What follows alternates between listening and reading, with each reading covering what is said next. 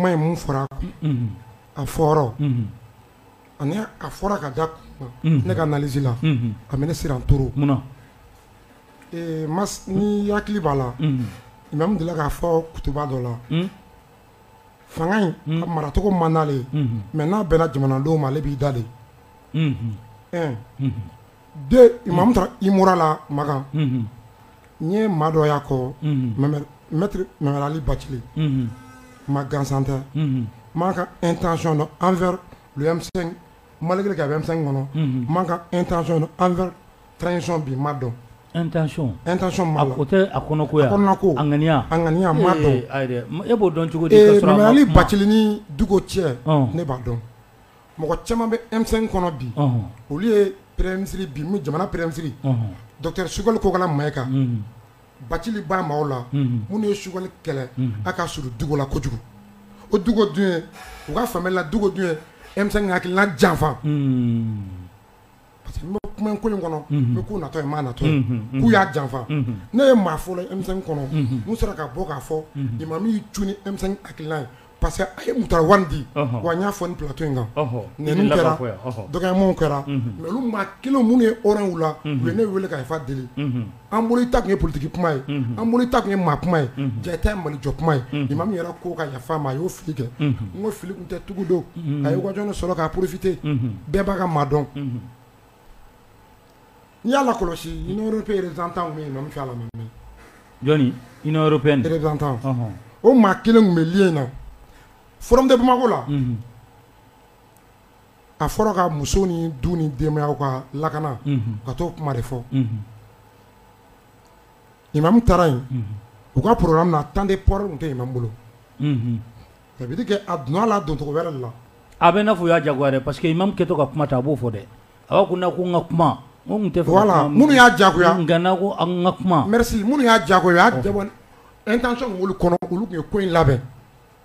wa médiaw tun labɛnnen don a kama dès que Imam kumana ni jalaki ka jugu ni OMT ni fi ka jalaki juguba kɛlɛ jalaki tɛ minnu y'a kɛ o tulo bɛ na u y'a dabɔ a kama Imam tɛ programme na a kun t'a la Imam yɛrɛ ko y'a jagoya ka kuma n'u y'a jagoya ne ye mun fɔ a b'o donc a n'a kumanen médiaw y'a partagé cogo min na médias occidentaux y'a partagé cogo min na i b'a dɔn k'a fɔ olu k'u labɛn n'o k'a makɔnɔ nin bɛɛ ka jateminɛw ye nin bɛɛ ne ka jateminɛw ye ko analyser un à un mais Imam fana intention envers la transition m'o dɔn parce que Imam delila k'a tenter ka bɔ ni jama ye a ma marché a y'a lajɔ a ye mɔgɔw lataa fɛ kuranɛ kalan na mais o taara kɛ kuma ɲɛfɔ de k'a yɛrɛ jɛya ka contre coup labɛn mais a ma passé parce que peuple tun bɛ transition kɔ wa peuple b'a kɔ fɛnɛ contre coup o y'a jumɛn non parce que a y'a jira k'a fɔ transition na de un fɔlɔ ale ye mɔgɔ min di ka kɛ premier ministre ye transition première phase Imam ni sɔrɔsiw de jɔra M5 kɔ kan malidenw hakilina kɔ kan o de nana kɛ échec ye M5 ma taa a yɛrɛ kati dɛ M5 a été appelé par les militaires don min na Bandɔn ni Mutara Wani bɛ minɛ an ka taa kati k'a fɔ aw yɛrɛ hakilina a ye kɛlɛ kɛ mun kama Ibirim bi a ye na n'o ye an ka bɔra ko kan a ye maa di maa min bɛ se k'a ko waleya donc olu ni Imam de bɛnna ka ni fanga fɔlɔ sigi olu y'o ci u ma bonya da Imam kan u ma Imam wele u ma commencé n kɛ Imam ye Imam dabɔra la ten donc Imam n'a ŋaniya sigilen an ka nɔgɔ yɛrɛ b'o la o e bolo a diminen de do kɛ Imam diminen ba do ko la fɔlɔ Imam nanen est ce que o t'a ka kɛ dɔ ya bon a bɛ se ka kɛ hakɛ ye n'a y'a sɔrɔ ni jamana ka ɲɛtaa sira tɛ n'a kɛra jamana ka ɲɛtaa sira kan o tɛ se ka kɛ a ka hakɛ ye parce que ale yɛrɛ ye kɛlɛ kɛ jamana ka ɲɛtaa de kama wa jamanadenw tugura ale kɔ jamanaden caman yɛrɛ ye kɛlɛ in kɔnɔ M5 ka kɛlɛ in kɔnɔ Imam de kama parce que jamana ɲɛtaa kama tabarikala an bɛ kuma lasegin ma an ka kuma di Bumabel ma Bumabel OMT ko k'ale jɔrɔlen don yala jɔrɔ y'i fana ta ye bon ne jɔrɔlen tɛ ne sirannen dɔrɔn de don mais ne jɔrɔlen tɛ jɔrɔ ni siran tɛ kelen ye jɔrɔ ni siran tɛ kelen ye ne bɛ siran militaires yɛrɛ bɛ ka min kɛ ne bɛ ka siran o de la o bɛ ka mun kɛ parce que olu de bɛ ka fɔɲɔgɔnkɔ don M5 ni Imam ni ɲɔgɔn cɛ sɔrɔsiw yɛrɛ wa sɔrɔsiw yɛrɛ i ka dalilu ye jumɛn o la n bɛn'o dalilu de d'i ma fanga yɛlɛma kelen kɔfɛ olu de Imam wele ka M5 to ka premier ministre di Imam ma olu kelen ka fanga ta ka k'u ta ye olu de fana M5 wele ka Imam to donc ne bolo nin bɛɛ kan ka kɛ mɔgɔ de ye min kan ka kɛ sɔrɔsiw ka mɔgɔ marata ye a hakilina ko kelen ye o de nafa ka bon sɔrɔsiw ma kosɛbɛ ka bɛɛ don da kelen fɛ n'i bɛ fanga la i dun man k'a fɔ fort de changement de ye nin kulu fila bɛɛ imam ye fort de changement ye M5 ye fort de changement ye mais o bɛ kɛlɛ kɛ don min na ala ye se d'u fila ma k'u sɔgɔlen to ɲɔgɔn na n'i ko i bɛ fanga mara n'u ye e fana kan k'i jɛ k'u sɔgɔlen to ɲɔgɔn na ka baara kɛ n'a ye o kɛra fili fɔlɔ ye fili filanan ye mun ye nin kuma kɔfɛ n'i y'a ye k'a fɔ kunu imam de tun ko ani sɔrɔsiw bɛ ɲɔgɔn bolo M5 de tun ko k'an t'a la sogɛlɛ discours caman k'a la mais bi imam de b'a la k'a fɔ n t'a la M5 b'a la k'a fɔ ko kuma bɛɛ kuma jugu ye ni imam ye kuma fɔ a b'a bila kuma jugu minɛn kɔnɔ mun bɛna n'o ye fɔlɔ imam ye message min fɔ message in jaabi bɛ dɔn après le 4 juin n'i ye ne jateminɛ anw ka ɲini taw la investigation kɔnɔ message in ye appel de à la communauté internationale d'intervenir militairement ouais maa nin bɛ n hakilina de kɛ adi n'i ye jateminɛ kɛ un peuple qui est pris en otage ni a fɔ bamanankan na dɛ o nafa ka bon n'i ye jateminɛ kɛ jamanaden mun talen don otage la o jamana kan ka jamanadenw talen don otage la jagoya fanga min bolo a bɛ wajiba ONU kan chapitre 5 article 38 et article 39 ou bien article 37 article 38 39 ou bien 37 o b'a wajiba ONU kan a ka jamanadenw bɔ o degun kɔnɔna kuma bɛɛ sera foyi ye non kuma min don i ko kuma analyser de o mɔgɔ kana jɔ kuma la o a bɛ se ka kɛ le 4 juin sommet olu de embargo ka wuli a bɛ se ka kɛ ja peuple parce que alimami kumara ni peuple tɔgɔ de ko jamanadenw a ma kuma ni M5 tɔgɔ ye a ma kuma n'a yɛrɛ ka kulu tɔgɔ ye a ma kuma ni semence tɔgɔ ye imam kumara n'a yɛrɛ tɔgɔ ye donc o n tɛ yen a tɛ sabali a to n ka kuma fɔ i kana n perturber o n tɛ ka ko ma ye parlement denmisɛnnin ka ko ma ye donc sisan imam ye appel mun kɛ a bɛ se ka influencer CEDEAO ka décision ka le 4 a bɛ se ka kɛ sababu ye sommet min bɛna kɛ a bɛ se ka kɛ sababu ye fɛn min ye nin jamanadenw bɛ otage de la parce que n'i kumara imam ka kuma la n'i k'i b'a décortiquer n'i kumara i bɛ taa kaso la n'i ko k'i bɛ kuma i bɛ bagabaga kuma sera k'i fɛ o de to kuma laban na imam b'a fɔ k'ale n'u ye interpellé donc ce veut dire que kuma nɔgɔyalen tɛ mɔgɔ bolo o y'a kuma fɔlɔ ye min ye ne siran dɔɔnin mais ne kɔni bɛ min dɔn nin ɲinini bɛɛ kɔfɛ ne ka hakilina kɔfɛ bi minnu kun ko ko imam ye patriote ye minnu kun ko ko imam ye jamanajɔla ye bi olu de bɛ fanga la olu ye imam ka kuma bila fɛn min duguci minɛn kɔnɔ mais nin bɛɛ nɔgɔma ye mun ye an ka fɛɛrɛ kɛ imam M5 sɔrɔsiw u ka parti bɛɛ concilier u ka nafa b'o de la chaque fois ka n'i ye dɔ di dɔ in ma i b'o bɔ yen dɔ n'o tɛ n'olu kun y'u bɛɛ wele ɲɔgɔn fɛ depuis le départ o kun lafiya ka bon ka tɛmɛ nin kan ne bɛ se ka n ka hakilina di o de la. mais maintenant n'an donna kɔnɔna la e bɛ se ka mun fɔ. d'abord yan'an ka don kɔnɔna la moi je pense que kɔrɔ b'u yɛrɛ ye fɛn dɔ exemple ye par exemple a ye kuma ban yɔrɔ min na quoi. kɔrɔ jɔ. kɔrɔ bu Bumabel. Bumabel e ko kɔrɔ bu n'a sɔrɔ senior bu ye ne bɛna mun fɔ. parce que a ye kuma dɔ fɔ kuma laban na a ko kunu minnu ko Diko ye patriote ye bi u bɛ ka n'a kuma na u bɛ tila ka kuma tuguni parce que kɔrɔ ye émission dɔ kɛ bi sɔgɔmaden na Bubula fɛ a émission diyara n ye kosɛbɛ a diyara n ye kosɛbɛ parce que i y'a yira k'a fɔ ko mɔgɔ bɛ se ka kɛ fɛn dɔ la waati dɔ la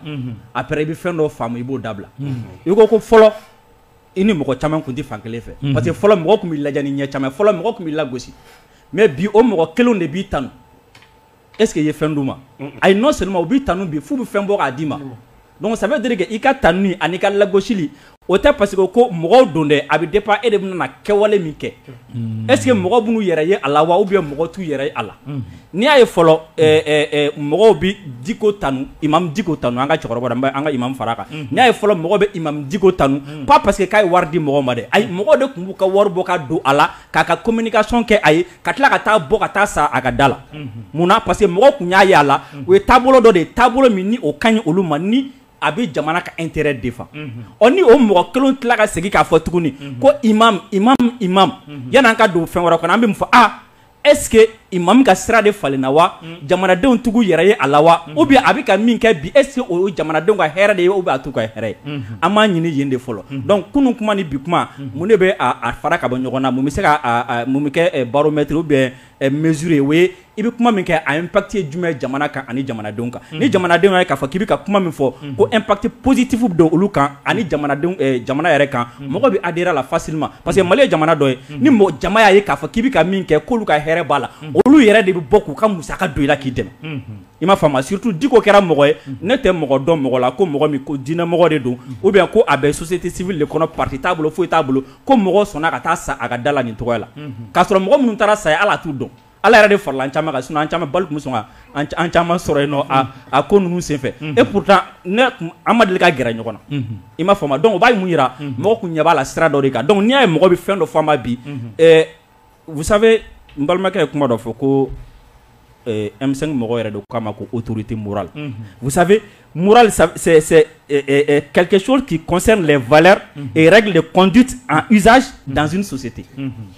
o de morale donc n'a fɔra ko autorité morale ça veut dire ko nin ko in bɛ mɔgɔ min bolo nin ko in ɲɛmɔgɔya bɛ mɔgɔ min bolo ale de kan ka valeur défend société valeur ye jumɛn ale de kan ka olu défend donc autorité morale o kɔrɔ ko M5 kɔnɔna la hali ni mɔgɔ fila tun ye fini bɔ ɲɔgɔn kama ko Diko de tun bɛ se k'u sigi k'u fɔ k'u bɛn k'u n'u hakiliw yira ɲɔgɔn na ko n'a tun ye mɔgɔ ye minnu bɛ ka fili ka kuma fɔ kuma min tɛ fɔta ye ale de tun bɛ se k'u sigi k'u hakiliw yira parce que u y'a ye k'a fɔ ko o de hakili b'a la o dɔnniya b'a la o sagesse b'a la o de la u y'a wele ko autorité morale alors que o autorité morale in taara jumɛn na parce que diinɛmɔgɔ don et n'i y'o diinɛ in ta k'a lajɛ ala de y'a fɔ kuranɛ kɔnɔna la ko silamɛ kana kafiri ka boli nɛni n'i ye kafiri ka boli nani a dusu bɔko jugu bɛ sɔn k'i ka ala nani parce que n'i y'a ka boli nani ale tɛna ala ye bilen o bɛ kuranɛ kɔnɔ a bɛ kuranɛ kɔnɔ donc silamɛ tulo bɛ na n'i ye a ka boli nani a diminen bɛ ala nani mun min nana ye parce que e ye fɛn dɔ de fɔ a ma fɛn min y'a choqué donc o la autorité morale kan ka kɛ kuma kɛcogo la surtout kuma in kɛra kɛnɛ jumɛn kan ko bɛn kɛnɛ ko ka maliyɛnw wele ka n'u fara ɲɔgɔn kan ko k'u sigi ko ka bɛn ɲini i m'a faamu o de la ne ko n ko kuma fɔcogo n'a sɔrɔ ni mɔgɔ ye nin kuma in ta bi k'a fɔ a ye hakɛ to kuma la dɛ k'a fɔ ko l'imam est arrogant mas a kuma bɛ kɛ a bɛ kɛ mɔgɔ bɛ k'a fɔ ko mɔgɔ man kan tɛ ka s'a ma mɔgɔ man tɛ ka fɛn fɔ a bɛ kɛ filanan ye jumɛn mas o ye liberté d'expression yɛrɛ parce que moi waati dɔ la liberté d'expression mɔgɔ b'a fɔ ne t'a faamu quoi liberté d'expression kɔrɔ ye ko i bɛ se k'i fɛlata fɔ mais est ce que liberté d'expression ko ni e y'i fɛlata fɔ ni e ka fɛlata in ma bɛn ne ma ko ne fana ka na n fɛlata fɔ o tɛ liberté d'expression bɛ boli fan fila de fɛ donc liberté d'expression n'a bɛ marcher comme il le faut c'est comme si mas ni e y'i hakililata fɔ ni o hakililata in ma bɛn ne ma ou bien n'a ye ne choqué ne fana bɛ se ka bɔ ka hakililata fɔ donc mɔgɔ o mɔgɔ n'i kumana jamana ko kan mɔgɔ dɔ bɛ se ka bɔ k'i ka kuma in ta k'a fɔ ko a bɛnna ale ma ou bien a ma bɛn ale ma e fana kan k'i sigi n'o ye ou bien n'i tɛ fɛ mɔgɔ ka kuma i ka kuma kan n'i tɛ fɛ mɔgɔ ka répliquer mɔgɔ nana fɛn fɔ i kan donc e fana man kan tɛ k'a fɔ k'i bɛna kuma parce que n'i ma kuma mɔgɔ tɛna kuma i ta kan surtout ni e ye kuma dɔ fɔ kuma min bɛ mɔgɔ choqué donc i kana étonné ni mɔgɔ ye fɛn dɔ fɔ fɛn min b'i fana échoqué maintenant n'a ye kuma minnu yɛrɛ fɔra exactement n'i ko ko Mali bɛ situation min na sisan n'i ko ko Mali talen don otage la jamana ɲɛmɔgɔw de fɛ minnu kafalen don u yaadalen don ani communauté internationale fɛ minnu ka bon u yɛrɛ bolo c'est comme si hali ye communauté internationale ta nɔgɔya ka tɛmɛ Mali ɲɛmɔgɔw kan parce que yɛrɛ bonya a ye moment donné yɛrɛ bonya ka fisa o ne bɛ se ka n yɛrɛ bonya fɛn dɔ kɛli ma o mais kafa ni yaada ɲɛfɔcogo t'o la o o ye défaut de l'orgueil est naturel i m'a faamu mais arrogance o ye défaut de i m'a faamu donc c'est comme si e ye fɛn dɔ ta ka ɲɛsin jamana ɲɛma surtout n'a y'a ta k'a lajɛ gɛlɛya min bɛ Mali ni u b'a fɔ ko communauté internationale tɛ dɛ gɛlɛya min bɛ Mali ni Faransi ni a teriw ni ɲɔgɔn cɛ parce que n'i ko communauté internationale bi Iran b'a kɔnɔna la Mali b'a kɔnɔna la Sud-Afrique b'a kɔnɔna la minnu bɔra ka marché Russie b'a kɔnɔna la jamana baden de b'a kɔnɔna la ani minnu tɛgɛ bɛ ɲɔgɔn donc communauté internationale tɛ gɛlɛya b'a ni Faransi n'a teri ni minnu ɲɔgɔn cɛ est ce que a gɛlɛya ye a ju ye arrogance de ye Mali talen don otage la fɛn min fɛ n'o ye Faransi ka gɛrɛn tɛ est ce que a ju ye arrogance ayi o tɛ dɛ anw yɛrɛ bolo ni jamana ɲɛmɔgɔ kun ma nin kɛ de anw bɛ jigi u la n'i y'a ye bi Mali bonyalen don fo mɔgɔ bɛ Mali nationalité ɲini mun don parce que Mali ɲɛmɔgɔw ko an ti jɛni a ye bilen nin ka kɛ Mali la nin ka fɔ Mali ma o kuma in o kɛwale tɛ se ka yɛlɛma k'o kɛ défaut ye o parce que maliyɛn bɛɛ b'a yɛrɛ o de la farafin bɛɛ b'a yɛrɛ o de la hali ka an se bibi na n'i y'a ye hali bi plutôt kunu le 28 Union africaine ka lajɛ min kɛra a banna a déclaration min ni a ma se ka bɔ kɛnɛma jusqu'à présent n ka déclaration kɔnɔna na u ko a kɔnɔna la ko a ka fɔ ko désormais ko jamana minnu bɛ yen n'u bɛ k'u to kɔfɛ ko ka farafinna déstabiliser ko kuma ka kɛ olu fɛ o fɔra Union africaine déclaration a pas qu'on a parce que a déclaration ko kɛra mankan ye mɔgɔw taara parce que déclaration na fɛn dɔ fɔra kɔnɔ la jamana ɲɛmɔgɔ dɔw t'u yɛrɛ yala a bɛ dɔw tɔɔrɔ quoi parce que n'i ko troisième mandat ko fana damana coup d'état ye Macky Sall de Union africaine ɲɛmɔgɔ ye bi i bɔgɔ nin b'a dɔn i sera a ma i sera Alassane ma sera dɔ ma n'i ko jamana minnu bɛ kɔfɛ ko k'a fɔ ko olu k'u sen bɔ an ka u kana influence an ka décision kan u kana fɔ k'u bɛ garantie d'an quoi i magara France la i magara Union européenne na bɛɛ b'a dɔn k'a fɔ Union africaine bi a maralen no mɔgɔ minnu fɛ donc pour que juste k'a yira dɔrɔn k'a fɔ ko kuma min fɔra premièrement a fɔra waati min na an bɛ gɛlɛya sugu min kɔnɔ o la o donna ne ye ɲininkali dɔ kɛ ne ko n ko Mas an ye gardien min ta ka jɔ an ka da la ko zone kana don ka se an ma parce que an y'a jateminɛ zone dɔ de bɛ don non seulement a bɛ sonyani kɛ mais a bɛ fagali kɛ ko zone kana don o gardien jɔlen don da la BC b'a bolo BC bɛ zone bolo waati min na heure min na tile min na mɔgɔ dɔ bɔra du kɔnɔ ka taa o gardien kɔli ta ko parce que k'a m'ale fo sɔgɔmada fɛ a ko gɛlɛyara an bɛ mun kɛ sisan a ko gɛlɛyara a kɔli bɛ to a bolo de wa ou bien an b'a fɔ a ye non non a to fɔlɔ an ka tila zo in na fɔlɔ n'an tilala sɔgɔma o sɔgɔma i bɛ taa fo tabarikala o faamuna an bɛ kuma di Umar Jara ma Umar Jara ka bɔ nin ko kɔnɔ mun de bɛ se ka kɛ sisan walasa basigi bɛ se ka na nin bɛɛ lajɛlen kɔfɛ sabula kumaw cayara ne bolo basigi min bɛ jamana dun mago bɛ basigi de la nin waati in na ne bolo kuma ɲɔgɔn de kan ka kɛ halisa ka barika don o la ka jɔn ni jɔn cɛ mun tɛ ka ɲɔgɔn faamuya parce que minnu hakili la ko alimamu filaka ka kuma ma ɲa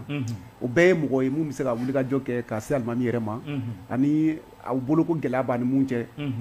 ka faamuyali kɛ kow la ani ka tila ka nɔgɔya bɛ se ka na cogo min na walasa an bɛɛ ka laɲini mun ye n'o ye k'an tɛgɛ di ɲɔgɔn ma ka transition in dɛmɛ ka o kɛ ka d'a kan an kana ɲɔgɔn nɛgɛn dɛ Mali mago tɛ fara farali la sisan Mali mago bɛ min na o ye malidenw bɛ se ka fara ɲɔgɔn kan cogo di k'u ɲɛsin gɛlɛyaw ma parce que Mɛmɛta da sera ma sisan bɛɛ b'a dɔn ko an jugu ka ca surtout ni Faransi bilara ɲɔgɔn na i ni koba bɛ ɲɔgɔn na dɛ a bɛ komi i ye dugutigi den de bugɔ ka d'a kan ale tɛ sɛgɛn a tɛ ɲinɛ a t'a dabila fɛn fɛn bɛ se ka kɛ sababu ye k'a ka kuma dɔw sɛbɛntiya olu kuma ninnu bɛ se ka bɔ an ni ɲɔgɔn cɛ cogo min na an b'o baaraw kɛ walasa mɔgɔ si kana i jati minɛ k'a fɔ k'i bilalen don kɛrɛfɛ ka tila ka kɛ sababu ye ka kɛ donda ye mɔgɔ jugu bɛ se ka don da min fɛ ka jamana ɲagami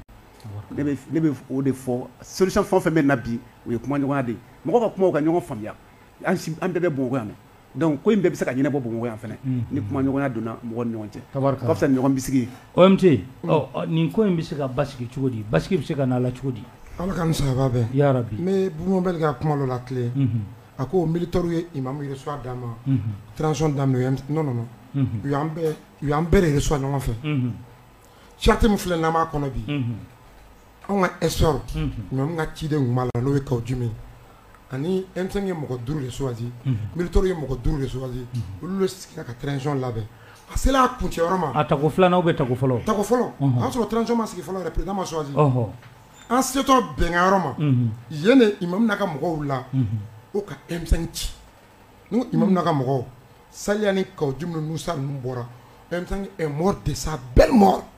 nin ye jalaki juguba ye dɛ a kɛra ten ne kɛ o ye format kɔnɔ de o a kɛra ten ne kɛ ne yɛrɛ tɛ k'a fɔ ni mun dalen ma yɛrɛ la o bɛna pièce min na ka interpeller n bɛ ka yɛrɛ téléphone n bɛ ka mɔgɔ bɔ fɛn dɔ de kalama o y'a sɔrɔ Ikasa maître Moutaka Tall maître Dema Traoré Kawo Jime olu tun ye M5 ka délégués ye Kati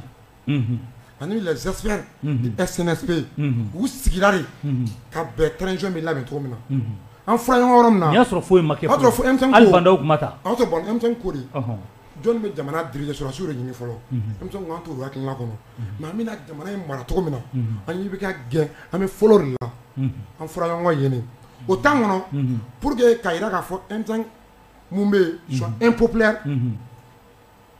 u ko M5 yɛrɛ sara n'a fɔra M5 sara M5 tɛ yen maintenant ni imam ye maa di a yɛrɛ tɔgɔ la ou a ka tɔn tɔgɔ la o ka kɛ PDM ou a ka kɛ président ye est ce que mɔgɔ bɛ se k'a fɔ a ye M5 janfa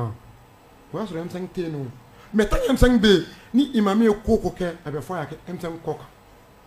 n y'o fɔ maa dɔw ye PDM Sukani Kokala Mayiga k'a mangoya k'a dɔgɔya k'a burujuya o parce que an ma se k'a fara ka bɔ imam digo la o malgré que imam y'i cun M5 ye nin ye kuma jugu ye dɛ bilahi tulo bɛ n na comme tɛ se ka imam k'i cun non imam yɛrɛ y'o fɔ ale ye Mutawalli di au détriment de M5 o ni tuni te o de tuni o a fana M5 ka président di imam ya di ima bunya di M5 mɔgɔ ma hali ma kuma tɛmɛ o kulo kan n'o tuni o an ka tun ka bɔ kuma la maaw sɔrɔla mun ye président dɔgɔya k'a neni comme ça i yɛrɛ na a bɛ taa imam fɛ a bɛ M5 ka kuma ka kɛlɛ président k'u ma imam ye maaba de n'i y'an sera imam nɔ b'a la dɛ an kana ɲinɔgɔ ne hɔrɔn ne tɛ se k'a fin tali dabila a bɛ se k'a fɔ n ka M5 ka kuma fɔli dabila ni imam cɛ mais bi o maa kelen bɛ imam kɛlɛ ka président kɛlɛ olu de imam tɛgɛ bɛ ɲɔgɔn bolo bi olu ni imam bɛ voix ɲɔgɔn fɛ bi imam yɛrɛ ka tɔn dɔw bɛ taa olu de fɛ yen sigi ka kuma la bi ni kuma de don n bɛ k'a fɔ hakilimaw k'a faamuya u k'a analyser ko mun b'a kɔfɛ de imam ka di ne ka tɛmɛ o kan dɛ mais n bɛ taa ko an taara ni ne de y'a fɛ parce que an bɛ jamana jɔ kuma la jamana jɔ don na o kuma ni maa filila maaba don i tɛ to a kɔ k'a to fili kɛ intérêt kama i b'a bila sira de yanni i ye denmisɛnnin ye a k'a dɔn k'a fɔ sira min na sira man ɲi sinon Buye nana yan fɛn na assise nationale la imam ka cɛkɔrɔba don n y'a mɛn maa caman na mɛ imam m'a fɔ imam kɛrɛfɛ mɔgɔ caman an m'a invité de personnellement président taara imam fɛ ka taa invitation d'a ma ka tila k'a bonya da k'a pousser a bɛ se ka na cogo min na imam Umaru Jara taara fɛ président kɔfɛ MTN Jinɛsi fana taara sollicité mais ma deli k'a bɔ k'a démentir ni bi tɛ parce que n'i bɛ bɛn ɲini i b'i tɛgɛ di dusu kan hali ni kuma fɔra ni fili kuma i b'a to a ka taa mais e ye bɛn ɲini na de e de b'i minɛ ka kɛ la a ka ɲɛ mais ni anakili bɛ maa kɔnɔ a tɛ ban ne kuma n'a tiɲɛ bɛ fɔ kuma dɔw la pour que bɛn ka na fo tiɲɛ de ka fɔ n'aw y'aw muso la an sigilen bɛ plateau kan tuma ka kuma munumunu bɛn tɛ na dɛ bɛɛ ta bɛ to a kɔnɔ bɛɛ b'i ta ɲini n'i ko ka jamana jɔ tiɲɛ de kan ni ne filila ka fɔ ne ka so ma ni karisa fana filila ka fɔ ye mais ka ɲɔgɔn muso la non n'i y'a ye bi France i bɛ e tenter k'an piétiner parce que u ye maa dɔw de sɔrɔ u bɛ ka minnu bila u ka jeu la pour que u k'u yɛrɛ sɔrɔ o maa bɛ transition kɔnɔ maa bɛ transition kɔ kan transition yɛrɛ la a maa bɛ yen e maa premier ministre kɛ interpellation yan CNT kɔnɔ an tɛ démocratie la an bɛ transition de kɔnɔ kɔrɔ de fanga normal tɛ yen maa sɔrɔla tenitigi ka premier ministre ɲininka ɔ an bɛ sɔrɔdasiw bɛ minɛn minnu san u bɛ k'a san cogo di u y'a san wari jumɛn na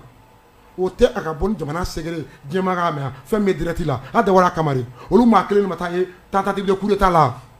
depuis maa sɔrɔla a kɔnɔ wali sini maa b'a kɔnɔ dutu yɛrɛ t'o kuma la yɛrɛ n'an kan ka bɛn kɛ nkalon k'o kan a tɛ avancer dɛ bɛn bɛ kɛ tiɲɛ de la mun jo tɛ mun na o ka sɔn ma ka avancer mais an ka bɔ intérêt kɔnɔ il est grand temps an ka Mali bila fɛn bɛɛ sanfɛ an ka intérêt personnel kuma tɛmɛna ten. N'i ye faamu walasa nin ko yɛrɛ ka basigi o de ye an ka tiɲɛ fɔ ɲɔgɔn ye. An ka tiɲɛ fɔ ɲɔgɔn ye wa bɛɛ ka bɔ i yɛrɛ ka intérêt personnel kɔnɔ. Ni Ala sɔnna. Bon Abel, pour que nin ko yɛrɛ basigi ka na la mun de kan ka kɛ? OMT ye kuma min fɔ ne ma sɔn a ka kuma ma. I ma sɔn?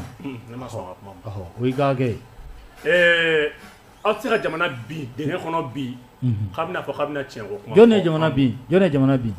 Mais an bɛ gɛlɛya min kɔnɔ M5 ko k'ale de force de changement ye. An kana ɲɔgɔn musala M5 ni imam de bɔra ka jamanadenw ka laɲini ɲini a kɛra cogo o cogo olu de kan ka sabali a nana sira o sira fɛ mas a y'a to an ka kuma an ka ɲɔgɔn faamuya an tɛ jɔni jalaki kɔnɔ an bɛ sabali de kɔnɔ jɔni jalaki bɛ kɛ ni jamana basigilen de jamana bɛ yɔrɔ min na a ka fɛgɛ n'a fɔra bi ko imam ani M5 k'u b'a la k'u tigɛ di ɲɔgɔn ma ko ka sɔrɔsiw ninnu soutenir a bɛ jamanadenw moral sigi wa a t'u hakili sigi o tuma imam tɛ ka sɔrɔsiw soutenir m'a dɔn n'i y'a faamuya ne sɔrɔla kuma min terikɛ a to n ka na ba in terikɛ ne nana an bɛ ɲɔgɔn faamu e bɛ ka ne ko n ka kuma daminɛ la n ko u ye aw fɔra ka bɔ ɲɔgɔn na e ko ayi u ma fɔra ka bɔ ɲɔgɔn na ci ma fait la jeunesse de ce parce que ne tun b'a kɔnɔ ne tun t'a kɔnɔ mais ne kɔni b'a ye k'a fɔ imam bɔra k'a confirmer k'a fɔ ale de premier ministre di bon imam ye premier ministre di a m'a bɔ a kɛlɛkɛɲɔgɔnw ni a teriw la n'o ye M5 ye mɔgɔ min kɛ autorité morale ye ne bolo n balimakɛ bɔra k'a fɔ mais y'a défini OMT yɛrɛ sɔgɔna tuma ma o kan ka kɛ maa de min ni mɔgɔ b'a M5 dɔn min imam kan k'a dɔn ka tɛmɛ bɛɛ kan parce que hali n'u fɔra ɲɔgɔn ale b'u kɛ kelen ye mais ala y'a kɛ ale yɛrɛ danaya ta ka da mɔgɔ wɛrɛ kan a y'o kun aw tora ka jamanadenya kɔ OMT yɛrɛ ma hɛrɛ jamana kanu kɛ hali sini ni jamana in kuma wuli a bɛ wuli k'i cɛsiri n'o tɛ bi maa caman bɛ ka transition tɔnɔ bɔ bi imam san ni OMT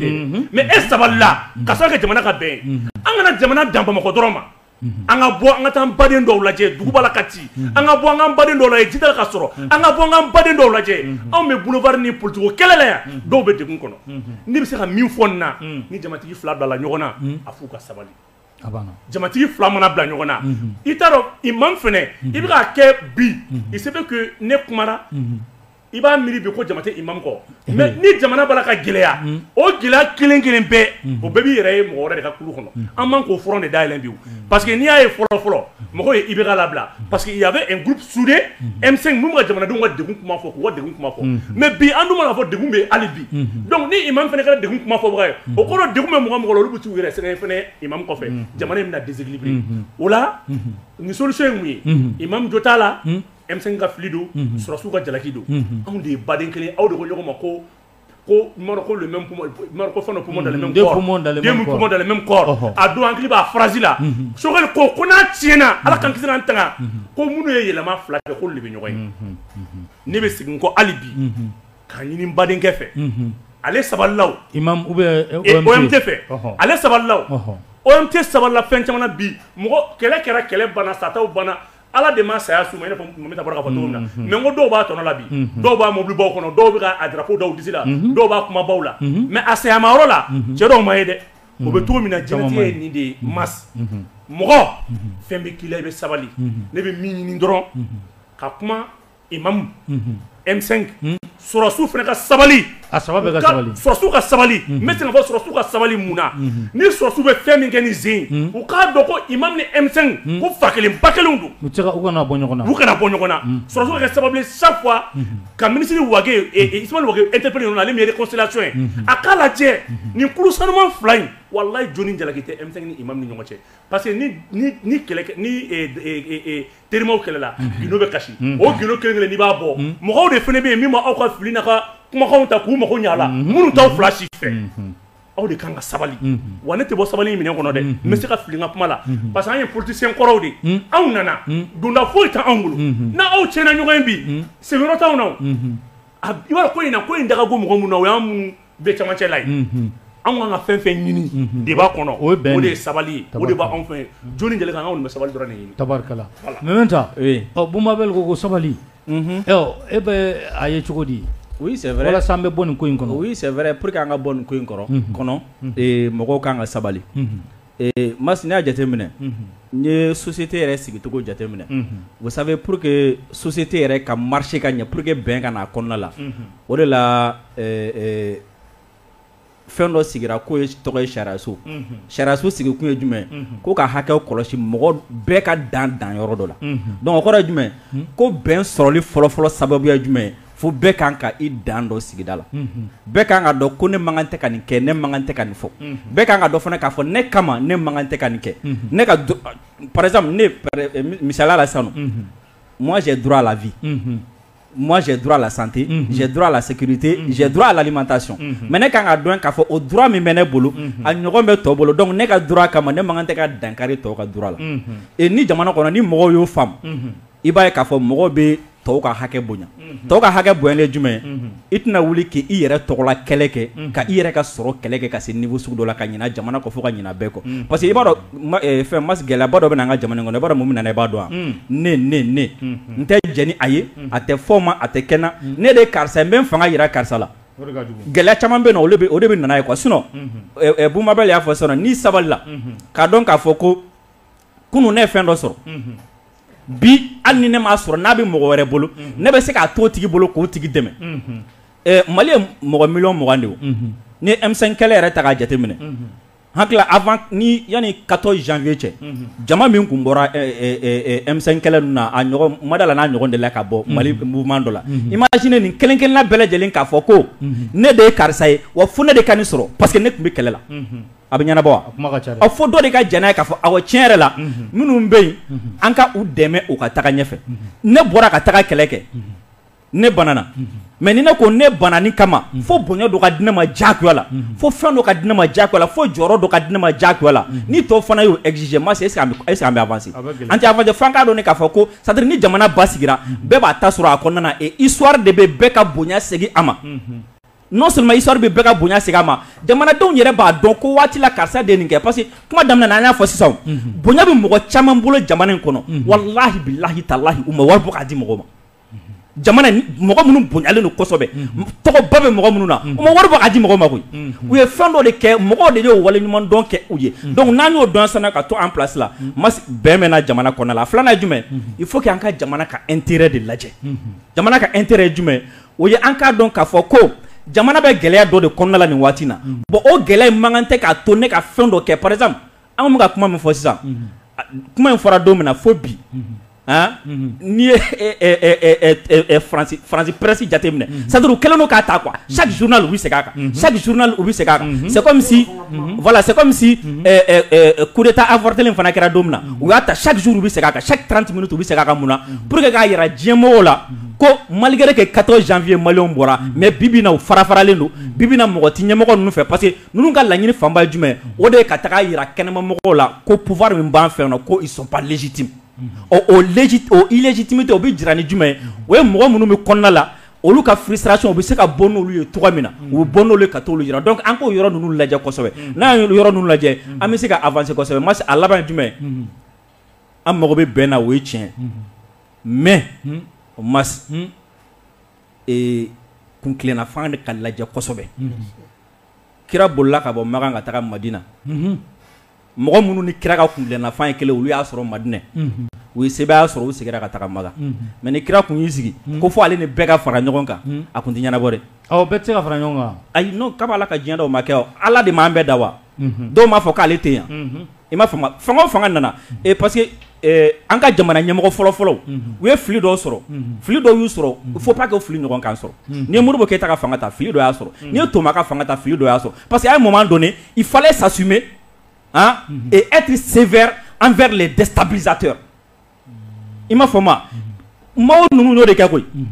maaw ni Moro ninnu bɛɛ kun bɛ sira kelen kan mais à un moment donné maaw ninnu ils ont été sévères et ils ont été très très méchants avec le déstabilisateur parce que Mali ye mɔgɔ miliyɔn 20 ani kɔ ye o mɔgɔ miliyɔn 20 ni kɔ la i b'a sɔrɔ dɔ de bɛ yen nɔ ale ko ko ale kelen kama ou bien jamana wɛrɛ dɛmɛli kama fo ale ka mɔgɔ miliyɔn 20 in ka hɛrɛ bɛɛ don galama la o n'an ko fo an k'o tigi nɛgɛ diyagoya la k'o tigi fo tigi kana fara an kan sinon an tɛ avancer moi c'est anti-avancé mɔgɔ miliyɔn 20 bɛ perdre à un moment donné il faut être sévère avec les déstabilisateurs an ka avancer n'an taara ɲɛfɛ déstabilisateur ye jɔn ye mɔgɔ minnu bɛ fɛ ka dankari jamana la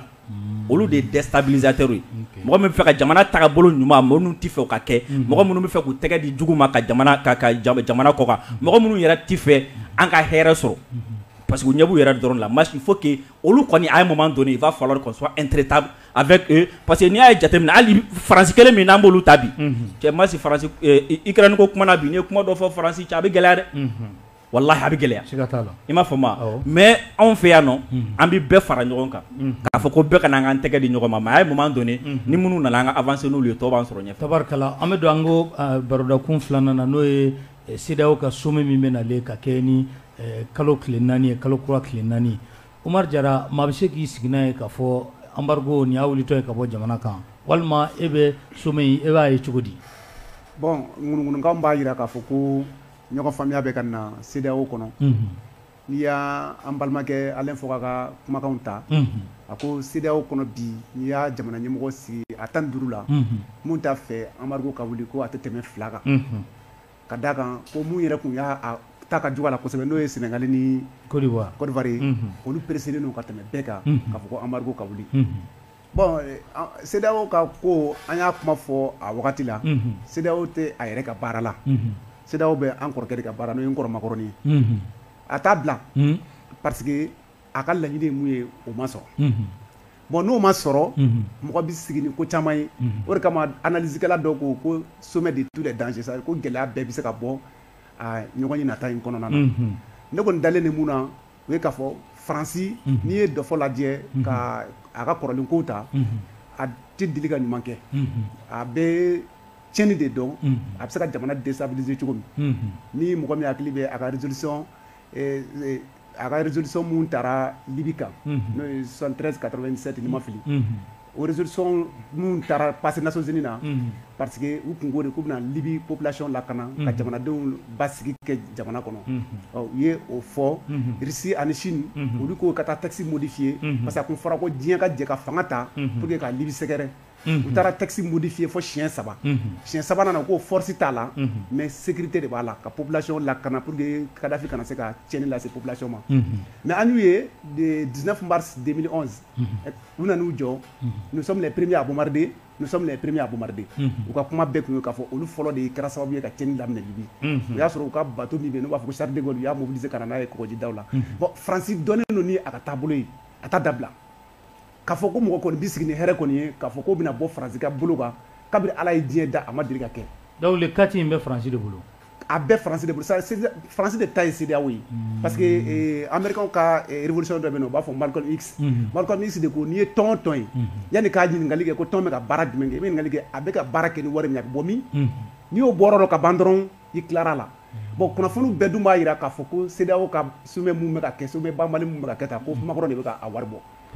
a bɛ se ka kɛ o kunnafoni sources bɛ fili la mais tamasiyɛnw b'o jira bon Macron yɛrɛ fɛnɛ a ma dogo parce que le 7 décembre 2021 Florence Parly y'a to Dakar sommet forum min kɛra Bamakɔ o ɲɔgɔnna de tun bɛ Sénégal a y'i to forum kɛnɛ kan a y'i kanto ko ɲɔgɔn ye bɛna kɛ CEDEAO fɛ ko Mali bɛ sɔn ka ɲange a ko la o kun t'a siɲɛ fɔlɔ ye o y'a sɔrɔ o ɲɛfɛ Macron delila ka bɔli dɔ kɛ n'a ko ouais ko min kɛra kalo 6 banda ninnu sigilen ko CEDEAO kun ye embargo kɛ munna coup d'état dans coup d'état a yɛrɛ ɲuman na ko kɛra ko CEDEAO ma embargo kɛ ko donc ko la CEDEAO doit en tirer toutes les conséquences Bazoum kun bɛ Faransi a don Bazoum ko mais président an ye sanction bɛɛ ta koyi fɛn o fɛn bɛ an ka sɛbɛnw kɔnɔ an y'o bɛɛ ta donc an tɛ se ka tɛmɛ o kan mais après u tilara ka taa ɲɔgɔn ye kɛ tuguni Florence Parly ka kuma ɲɛfɔ kɔfɛ ka taa ɲangeliw dɔw ta ka Mali sɛgɛrɛ u yɛrɛ ɲuman na mais an bɛ ninnu wele de ko punition ka da kan n'i ye CEDEAO ka embargo lajɛ sanction kɔrɔ ye jumɛn i ye fɛn dɔ kɛ mun ma ɲa i bɛ sanctionner c'est-à-dire sanctionner en français o kɔrɔ i ye min kɛ n'a ma ɲa mais Mali bɛ sanctionner don min u b'a fɔ cogo min embargo bɛ ta Mali kama a kɛra 9 janvier 2022 9 janvier 2022 o y'a sɔrɔ élection kun ka kɛ Mali kɔnɔ 27 février o kɔrɔ ye mun ye n'i y'a ta sariya sira ɲɛ bɛɛ ma Mali sanction la k'a sɔrɔ Mali ma faute kɛ fɔlɔ o de ma ko procès d'intention an bɛ kuma bɛ la sigi ma an bɛ kuma di OMT ma OMT an y'a ye k'a fɔ entre temps Faransi gouvernement yɛlɛmara Florence Parly ninnu t'a la Jean Le Drian t'a la nka Macron kɔni b'a nɔ la est ce que o yɛlɛma in bɛ se ka CEDEAO ka sommet est ce que o bɛ se ka influencer a kan e yɛrɛ fɛ bon a bɛ se ka influencer comme a tɛ se ka influencer mais sommet in tɛ sommet bana ye n'i ye jamana marabaga ɲumanw sɔrɔ ma tilen ni maa laduru ani peuple hɔrɔn olu k'u soutenir a tɛ foyi sɔrɔ résultat ɲuman kɔ bi Mali b'o de kɔnɔ ala fo sanction in bɛ kɛ don min na a fɔra CEDEAO président dɔw fɛ yan an mɛnnenba ye 12 jours autorité in bɛ bin wa sanction in kɔfɛ ŋaniya foyi t'a kɔfɛ ka peuple surmonter ka k'u ka autorités kan Faransi y'a ŋaniya CEDEAO président sɔnna a ma maa min y'i jija n'a kun bannen don o tun ye Burkina président kɔrɔ ye Roch ale de banna a ka cidenw sera Mali autorités ma k'a fɔ parce que o ye mémoire dɔ la a ma sɔn a ko Amadu ko t'a solution ye Faransi ko n'i y'a ye bɛ nin fila fɔ i tora yen u y'ale yɛrɛ déstabiliser ka taa n'a ye pour que ale ka nɔgɔya fila ka to yen Côte d'Ivoire ani Sénégal Alassane Macky Sall b'ale bolo parce que olu ma ɲuman k'u ka jamana kɔnɔ u b'ale ka dufa kɔnɔ donc sanction taara février sanction n'a taara février n'a ko ka taa janvier plutôt mais a ko ka taa février u y'a ta mun na o ko o Mali ma organigramme d'u ma alors que c'est faux olu de ye lettre ci Mali autorités ma avant le 31 décembre 2021 an ka organigramme dɔ ci CEDEAO ma Mali autorités ye après le 30 décembre le 31 an ye organigramme dɔ ci u ma a jɛnna a ka surun u m'o f'u ka lettre la u ko an k'a ci de o an y'a ci délai kɔnɔ a cilen kɔnɔ délai kɔnɔ u ye sanction kan kan sanction mun na n'a bɛ u ka CEDEAO yɛrɛ ka sariyaw sɔsɔ u ye UEMOA fana bila wariko sira fɛ u ka sanction kan alors que UEMOA c'est purement apolitique sariya foyi tɛ UEMOA bila k'i da don jamana gestion na pour que ni Mali ma se ka wari sɔrɔ Banque mondiale ye fɛn mun na an kana se k'an ka fonctionnaires sara an ka dɛsɛ 10 jours kɔnɔ coup d'état ka kɛ ou bien déstabilisation kana peuple ka bɔ ka autorité gɛn ka taa mais ne b'aw yɛrɛ fo fɔlɔ presse journaliste au lieu la population la paniquer ay ou la famille surtout pièce FM yɛrɛ ka jamanadenw hakili la sɔn mɔgɔ ma paniquer mɔgɔ tora autorité kɔ ale y'u jagila le 14 janvier Maliɲɛnw bɔra k'a fɔ coup d'état fɛn Amadu ko tɛ dɛ a ye san pɛnɛ jigin an kan bilahi an bɛ Mali ka intérêt de kɔ an tɛ maa kɔ bilen o banna o tɛmɛnen kɔ an ye mun ye bilen jamanaw ye an ye Makɔrɔ mankan mɛn a ka campagne dɔ senfɛ Mali autorités kɛlen tɛ ka décision dɔ ta ka RFI ni France 24 suspend Makɔrɔ ko a bɛna wele bila Ghana président ma n'o ye CEDEAO président ye o ka dɔ fara sanction kan Mali ni wale min kɛ u ka nimisa ni wale kɛli la ça veut dire que anw ma ko kɛ CEDEAO la dɛ an ye ko kɛ France la mais CEDEAO de b'o résultat di Amadu ko kɛra phase 2 don Mali ye dɔ senti mais an yɛrɛ CEDEAO jamana tɔ ye mun senti an m'o senti Amadu ko kɔnɔ minnu tɛ mun kalama m'o fɔ ye France kun y'a garanti Côte d'Ivoire ni Sénégal parce que Amadu ko la olu ka perte ka bon kojugu ni CEDEAO pays tɔw ye k'a fɔ n'u bɛ u bɛ fɛn fɛn incomplet bɛ n'u fɛ budget complet bɛ n'u fɛ min na ale b'a complet t'u ye France y'a garanti ye a y'o ladu t'u ye a y'o ladu t'u ye a ma kelen bɔ a sira fɛ komi a ye ladu min ta Mali ye barika ni servali natɔ a bɛ air ni sécurité mun s'an ma n'a kɔrɔ an bolo bɔnɛ ni lafasa ye a y'o kelen de s'u ma seli fitinin kɛra olu fɛ yen cogo min na o y'a ye sunkalo kɛra cogo min na o y'o ye u ka peuple yɛrɛ bɛ ka tigɛ o la dɔ bɛ ka b'u ka code de popularité la olu fana ye miiri ta k'a fɔ sanction in kɛra kun kama nafa ma yala ni perte tɛ anw ni Mali bɛɛ ma an t'an sigi an ka tiɲɛ fɔ ɲɔgɔn wa caman ko Mali de sera fort ma n'o ye douanier parmi le président du CEDEAO o k'a deli a ka don tɔ kan ka tɔ deli nkalon don fort fɔlɔ de nana anw fɛ yan siɲɛ 2 surasi kɔrɔ don a ye Mali kanu a fɛla ye min ye a y'a fɔ an ka autorité ye ɔ an ka autorité ka commencer la an ye maa ci a ma an fɛla min a y'a fɔ a ko ko in kɛra nimisa y'an bɛɛ ma n'u bɛɛ m'u kɔlɔsi u bɛɛ ka jamanadenw bɛ ka tigɛ o la o de y'a to bi